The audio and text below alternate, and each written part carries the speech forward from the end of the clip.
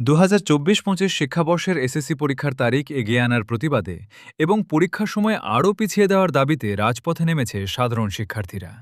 সম্প্রতি একটি ভিডিওতে দেখা গেছে শিক্ষার্থীরা ব্যানার হাতে একটি শান্তিপূর্ণ বিক্ষোভ মিছিলের আয়োজন করেছে। সম্মানিত ছাত্র জনতা ভাইরা, আমরা রাজপথে কোনো সহিংসতা করতে নামি নাই। আমাদের এই শান্তিপূর্ণ বিক্ষোভ মিছিলটিকে আমাদের জেলা প্রশাসক এবং বাংলাদেশের যে শিক্ষামন্ত্রী রয়েছে তার দৃষ্টিকোণ থেকে যেন আমাদের দাবিটিকে মেনে নেওয়া হয়। সম্মানিত ছাত্র ভাইরা, আপনারা কোনো সহিংসতায় নামবেন না, কোনো ধরনের রাস্তাঘাট অবরোধ করবেন না।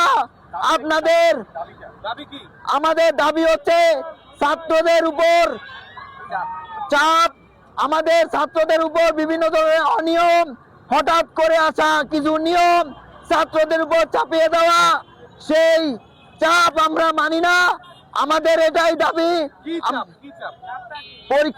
পরীক্ষার ডেট যেন আমাদেরকে আগায় না দেওয়া হয়।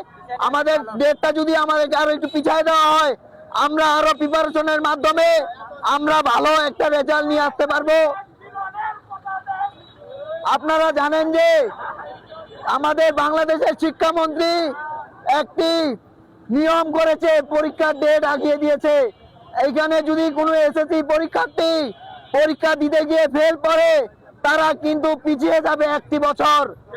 সেইখান থেকে আমাদের ছাত্রদের উপর যেন কোনো ধরনের অনিয়ম না হয়, ছাত্ররা যেন আগামী দিনে ভালোভাবে পরীক্ষা দিয়ে সুন্দর একটি রেজাল্ট নিয়ে আসে, যেন তারা কলেজে ভর্তি হতে পারে, তাদের কোনো বন্ধুদের সাথে যেন তারা পিছিয়ে না পড়ে, সেই দিক থেকে আপনারা খেয়াল রাখবেন।